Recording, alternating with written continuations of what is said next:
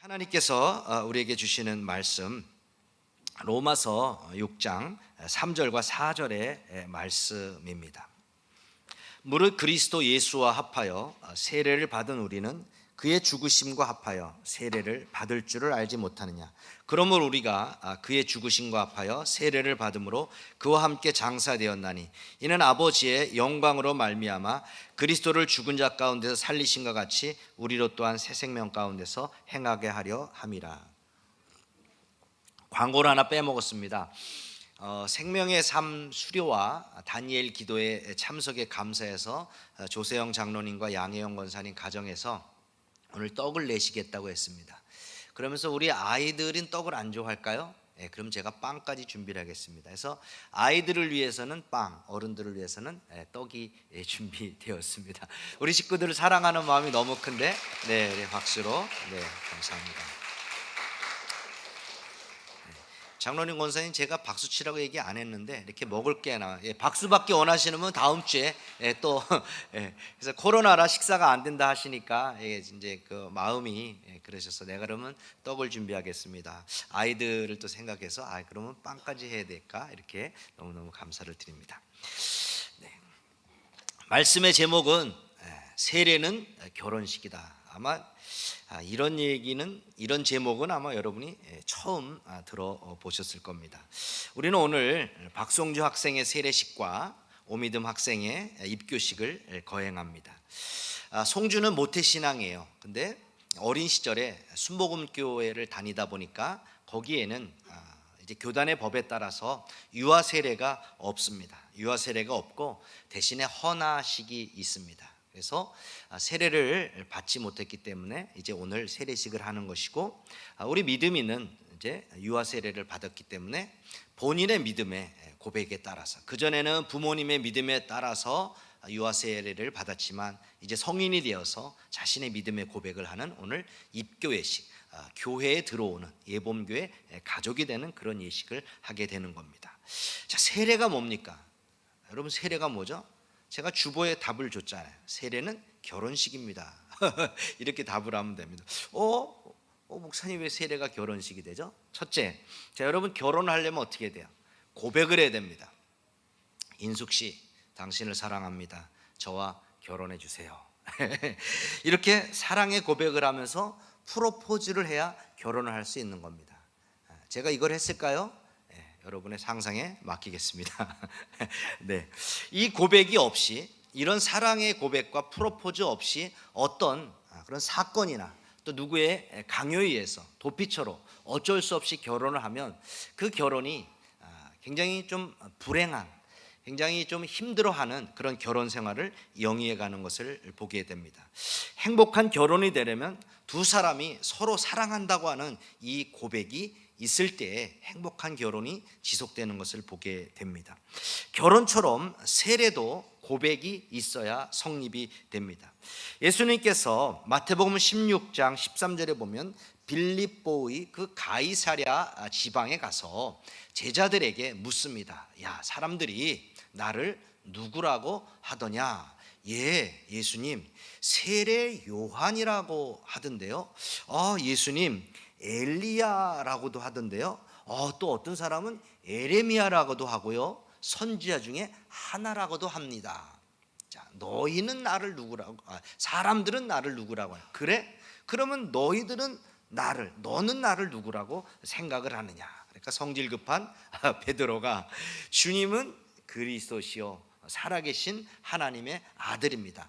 하나님의 아들 그리스도십니다 라고 그렇게 신앙의 위대한 고백을 하게 됩니다. 그것처럼 주는 그리스도시요 살아계신 하나님의 아들입니다 라고 하는 그 믿음의 고백, 신앙의 고백이 있는 그 사람에게만 이 세례식이 이루어질 수가 있는 겁니다. 세례 받기 위해서는 이렇게 베드로처럼 정확한 신앙 고백을 해야 됩니다. 나는 죄인입니다. 이 죄를 위해서 나의 그 어떤 노력으로도, 인간의 어떤 행위로도 이 죄를 씻을 수가 없고 구원받을 수가 없습니다. 그러나 오직 예수 그리스도의 피로만 구원받을 수 있습니다. 죄인이고 예수가 구세준 것을 고백하는 그 믿음의 고백이 정확히 있을 때에 그 사람에게 세례를 베풀 수가 있는 겁니다. 이 믿음 없이 군대에서 초코파이 받기 위해서 세례를 받거나, 너 결혼 안 하면 우리 딸이랑 결혼할 수 없어, 결혼하기 위해서 어떤 세례만 받게 되는, 그리고 믿음 생활을 하지 않으면 그 사람은 구원받을 수가 없는 겁니다. 그게 접촉점이 돼서 그 이후에 신앙생활을 잘해서 정말 인격적으로 예수 그리스도를 고백하면 그가 구원받을 수 있지만, 초코파이 때문에, 결혼 때문에, 어떤 그런 조건 때문에 그가 믿음 없이 세례를 받았다면 그는 구원을 받을 수가 없습니다. 두 번째, 결혼이 성립하기 위해서는 서약이 있어야 합니다. 자, 사랑하는 두 사람이 그냥 혼인신고하고 살 수 있어요. 그럼에도 불구하고 부모님 계시고 또 일가 친척들, 또 선후배, 여러 주위 사람들을 초청해서 굳이 돈을 써가며 그렇게 결혼 예식을 행하는 것은 우리 두 사람이 서로 사랑합니다, 우리는 부부가 되기를 원합니다 라고 공적으로 선언을 하는 겁니다. 결혼식은 공적 선언이죠, 그렇죠?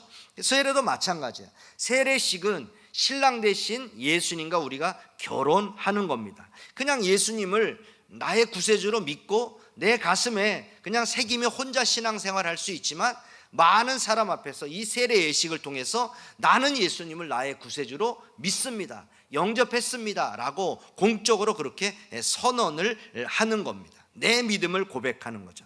결혼식에서 가장 중요한 것이 무엇입니까? 결혼 서약입니다. 요즘은 스몰 웨딩을 하다 보니까 주례가 없는 경우가 종종 있더라고요.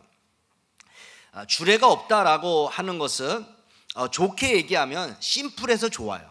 근데 조금 안 좋게 이야기를 하면 나는 주례자가 필요 없습니다, 어른의 잔소리 듣고 싶지 않습니다, 그런 얘기입니다. 자, 이렇게 주례가 없는 스몰 웨딩이라 할지라도 반드시 있어야 되는 것은 결혼 서약입니다.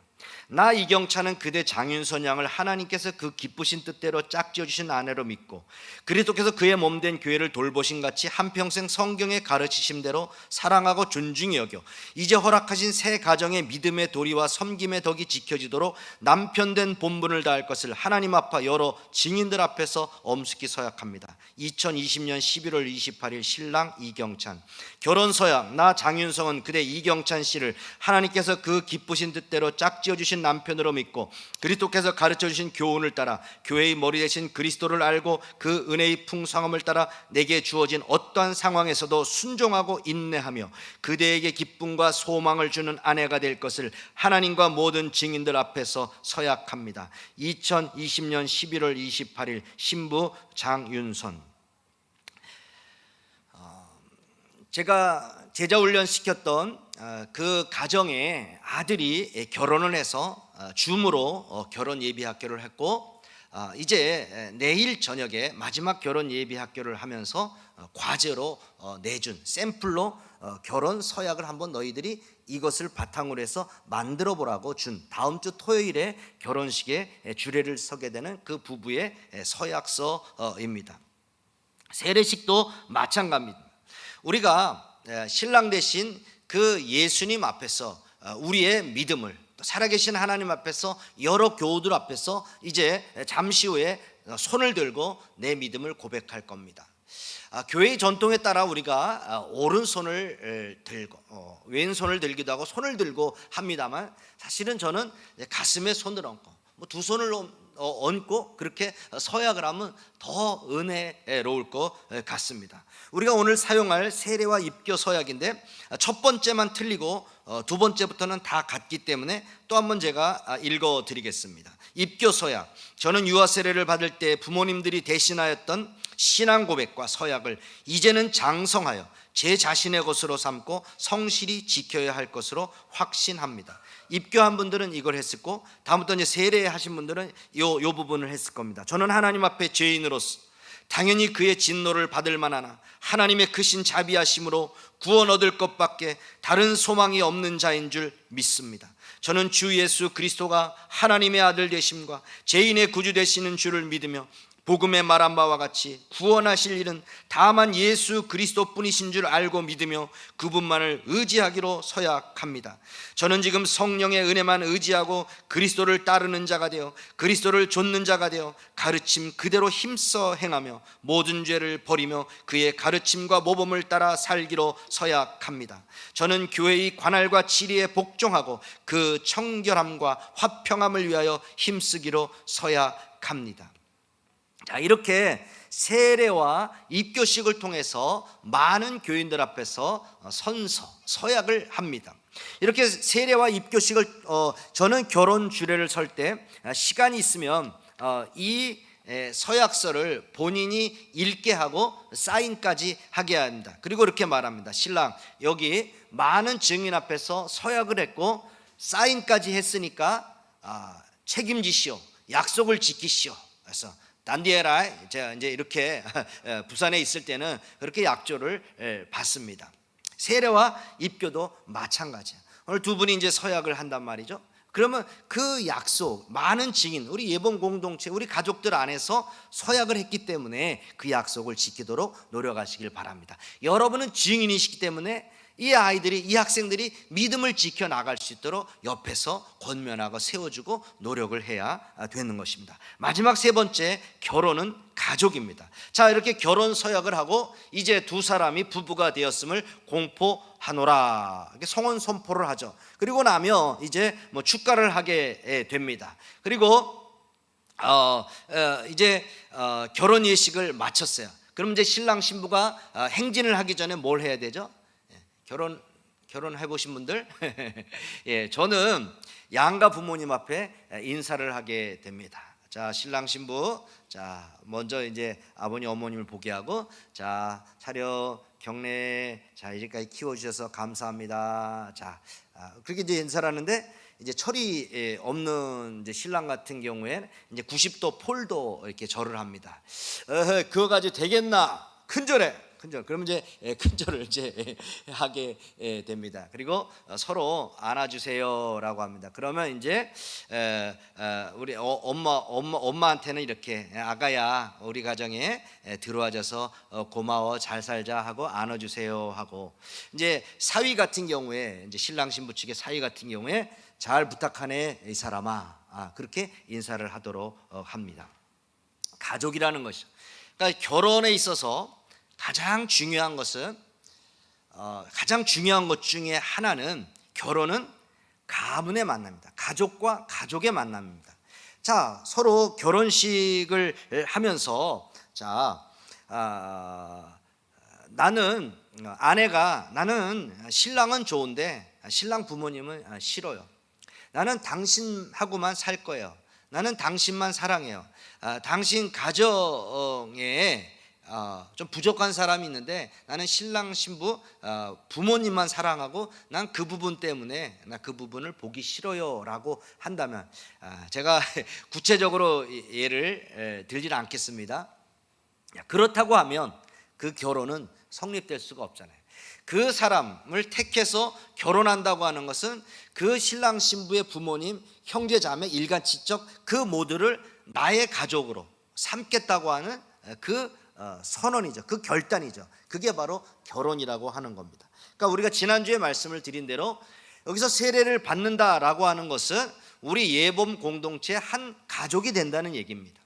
많은 사람 앞에 이제 예범교회의 세례 교인이 됨으로 말미암아 한 가족이 되는데요. 여기 교회의 관할과 치리에 복종하고 그 청결함과 화평함을 위하여 힘쓰기로 서약합니다. 자, 성도들 앞에서 이렇게 세례를 받고 입교를 하고 축하를 받는 것은 예범 공동체의 한 가족이 된다라고 하는 겁니다. 그냥 어떤 형식적으로 어떤 세리머니를 하는 것이 아니고 한 가족 일원으로 우리가 받아주는 겁니다. 그래서 공포를 하게 되는 것입니다. 그래서 이제 세례식이 되면서부터 그가 이제 집사 자격을 할 때 세례 받은 지 2년 이상, 어디 미션 스쿨에 원서를 낼 때 보면 세례 받았습니까? 그러면 받은 것을 써보십시오. 요번에 송은이가 원서를 낼 때 세례 증명서를 제가 썼습니다. 언제 그가 세례를 받았는지 그거를, 그래서 그 사람의 신앙의 상태를 보면 그가 세례 교인인지 아닌지, 세례를 언제 받았는지 안 받았는지 그 세례를 보면 그 사람의 신앙을 어느 정도 체크할 수 있기 때문에, 그래서 세례라고 하는 것이 그렇게 중요한 것입니다. 세례 교인이라고 하는 것은 교회 가족이 된다는 것이기 때문에 교회를 사랑하고 세워야 될 책임과 의무가 따르는 겁니다. 자, 가족은 함께 세워 나가는 거잖아요. 제가 우리 아이들에게 야, 엄마만 혼자 그렇게 힘들면 되냐? 청소도 하고 그런 일도 좀 하고 쓰레기도 좀 버리고 엄마를 도와줘야 될 거 아니야. 제가 그런 얘기를 가끔 합니다. 그냥 가족이기 때문에 함께 청소도 하고 함께 때로는 빨래도 널기도 하고 걷기도 하고 뭐 쓰레기 봉투도 갖다 버리기도 하고, 가족이니까 가족으로서 함께 해나가야 될 의무와 책임이 있는 겁니다. 규율이 있죠. 10시 전에 들어와야 된다, 주일을 성수해야 된다, 11조를 반드시 해야 된다, 외박은 절대 안 된다, 이런 뭐 나름대로 규율이 있는 것처럼 예번 가족이 되면 규율이 있는 거예요. 교회 안에 규율이 있는 거예요. 그래서 교회를 함께 세워나가요. 어제도 청소를 또 열심히 하신 우리 권사님도 계시고 목장 식구들도 있고 우리 장로님도 있고, 어제 이 예배를 준비하기 위해서 많은 분들이 준비를 했습니다. 청소도 하시고 식당에 가서 또 여러분이 봉사도 하시고, 나름대로 또 여러분들이 봉사하는 것은 세례 받음으로 말미암아 내가 예범 가족 교인이 되었기 때문에 이 교회를 함께 세워 나가기 위해서 그렇게 하게 되는 겁니다.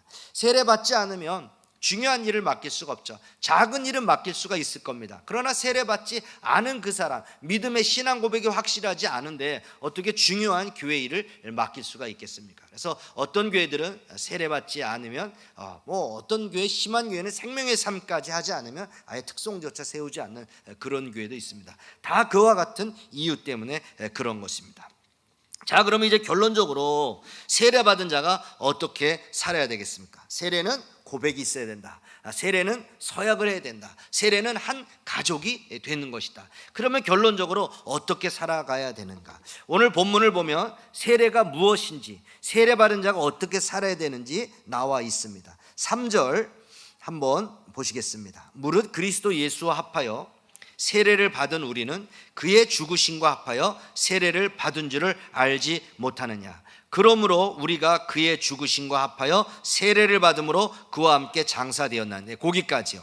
자, 여기 합하여, 그의 죽으심과 합하여 세례를 받음으로 그와 함께 장사가 되었다. 합하여, 하나 되어 세례를 받을 때에 그와 함께 죽었다는 것을 여러분은 알지 못합니까? 우리는 세례를 통하여 그의 죽으심과 연합함으로써 그와 함께 묻혔던 것입니다. 세번역에 보면 그렇게 나오고 있습니다. 그러니까 세례가 뭡니까, 목사님? 예수님과 함께 십자가에 못 박혀 죽는 겁니다. 세례를 받을 때 우리의 예전의 악한 본성, 예수 믿기 전에 악한 습성들이 그런 그 십자가에서 예수님과 함께 죽어버리는 겁니다. 세례를 받을 때 물이 사용되죠. 세례수가 뿌려집니다. 그러니까 이 물이라고 하는 이것은 그 물이 우리의 죄를 씻어낸다, 그런 의미도 있고요. 또 악한 본성이 그 물 속으로 들어간다, 죽는다라고 하는 그런 의미가 있습니다. 예수님이 세례를 받을 때 요단강에서 물 속에 들어가셨잖아요. 그러니까 원래는 세례는 물속의 침례가 원래 성경적인 방법입니다. 근데 초대교회에 세례를 받는다는 것은 내가 목숨을 내놓는다는 것과 마찬가지잖아요. 그런 핍박이 있었어요. 또 물가로 가기에는 번거로움이 있었습니다. 그러니까 이제 많은 교회들이 물은 상징적으로 사용한다. 그래서 물을 가지고 물을 조금 뿌려도 상징적으로 그렇게 의미 부여를 하면 이제 된다라고, 그래서 약식 세례로 그렇게 갑니다. 그러나 그거는 성경적이지 않다라고 해서 침례교회에서 침례교회나 또 순복음교회 여기에서는 이제 그 침례식을 하게 됩니다. 수영장이나 이제 목욕탕 이런 걸 이제 빌리고 여름에 냇가나 강가 같은 데 가서 1년에 한 번 그렇게 침례식을 하기도 하고, 아예 강대상에 욕조를 집어넣고 이제 필요할 때 여기서 물을 채워놓고 침례식을 하게 됩니다. 그래서 이제 침례교회 그렇게 이야기를 하게 됩니다. 자, 그 물에 들어갔어요. 물에 들어갔는데 안 건지면 죽잖아요. 그러니까 세례는 예수님과 함께 십자가에 못 박혀 죽는 것을 상징한다. 내 자아, 옛 습성, 옛 악한 본성들이 다 죽는 거다. 그러면 자, 세례는 십자가, 세례는 부활. 요거를 본문에서는 다르게 새 생명 이렇게 나와 있습니다. 다음 이제 구절을 보면 어떻게 나와 있냐 하면, 이는 아버지의 영광으로 말미암아, 같이 읽어볼까요? 이는 아버지의 영광으로 말미암아 그리스도를 죽은 자 가운데서 살리신과 같이 우리로 또한 새 생명 가운데서 행하게 하려 함이라. 중요한 단어가 새 생명입니다. 세 번역으로 보면 그것은 그리스도께서 아버지의 영광으로 말미암아 죽은 사람들 가운데서 살아나신 것과 같이 우리도 또한 새 생명 안에서 살아가게 하기 위함입니다. 그러니까 새 생명이라는 단어가 나오죠. 그러니까 예수님께서 십자가에 못 박혀 죽은 것은 우리가 죄의 문제를, 우리의 죄의 문제를 해결하고 우리가 새 생명 가운데 살아가도록 하기 위해서 십자가에 못 박혀 죽은 겁니다. 세례를 통해서 과거는 죽고 나의 옛 자아는 죽고 악한 마귀에게 있었던 내가 이제 하나님에게로 내가 옮겨지는, 나의 신분이 새로운 신분으로 옮겨지는 새 생명을 얻는 거, 이게 바로 세례가 되는 겁니다. 그러므로 우리는 이제 새 생명을 얻은 우리는 어떻게 살아가야 되냐, 그 본분에 걸맞는 아름다운 삶을 살아야 되는데 12절과 13절에 보면 그렇게 나와 있습니다. 같이 로마서 6장 12, 13절 시작. 그러므로 지배하지 못하게 하여 몸의 사욕에 순종하지 말고, 또한 너희 지체를 불의의 무기로 죄에게 내주지 말고 오직 너희 자신을 죽은 자 가운데서 다시 살아난 자 같이 하나님께 드리며 너희 지체를 의의 무기로 하나님께 드리라. 너희 죽을 몸을 죄가 지배하지 못하게 하라. 너희 지체를 불의의 무기로 죄에게 내주지 말아라. 오직 너의 몸을 하나님께 드려라. 너희 지체를 의의 무기로 하나님께 드려라. 새 생명을 얻은 자답게 하나님의 말씀대로 하나님을 위해서 하나님 안에서 그렇게 살아가라라는 겁니다. 평양에 아주 유명한 한 깡패가 있었습니다. 이기풍이라는 청년입니다. 가난한 농민의 아들로 태어나서 돈과 권력에 대한 그런 반항심이 그 마음 가운데 있었어요.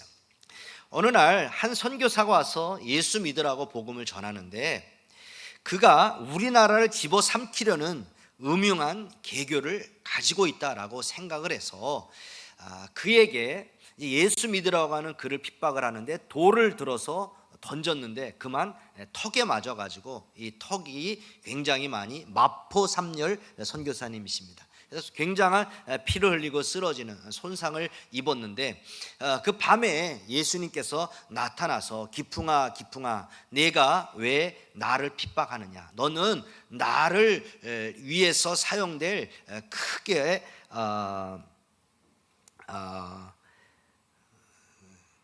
너는 나의 복음의 증인이 될 사람이다. 꿈에 주님께서 나타나셨어요.